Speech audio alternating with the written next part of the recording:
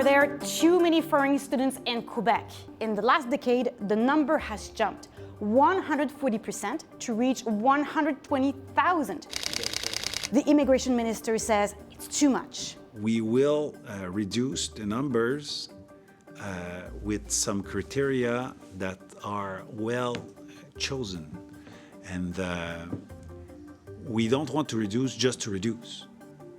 We don't want to say, okay, let's cut and discuss after. Roberge has tabled a bill that would give the government the tools to cap numbers by region, school, or field of study. It would also give the province better control over private colleges under scrutiny for questionable recruitment practices, mainly targeting Indian students. Quebec also wants more control to prevent students from applying for asylum once they're here. If the government reduces the number right here, right now, before to discuss with the institution, before to increase our agility, I think we could really hurt our institutions. With more than half of foreign students in Greater Montreal, the minister repeats he wants to preserve the vitality of the French language. He had this message to Anglophone institutions. So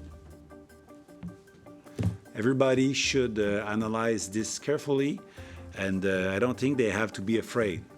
Let's discuss together. Roberge doesn't have a target, but he wants the changes in effect by September 2025. Concordia University says it has already seen a decline in the number of international students, and it believes the biggest growth is at Francophone universities. The first reaction is to be worried about the consequences of the bill. In Trois-Rivières, 18% of all students come from abroad. The role of international students, when we look at our registrations from international students, they are mostly in niches that are essential for Quebec. Blanchette wonders how the government will choose to target one field of study more than another. To see that the government could target specific programs in a law, for us, is worrisome because, in a sense, universities and programs are developed over a long time. With this bill, Quebec is addressing Ottawa's complaint that the province wasn't using its own powers to reduce the number of temporary immigrants. But the local government was to blame for the situation,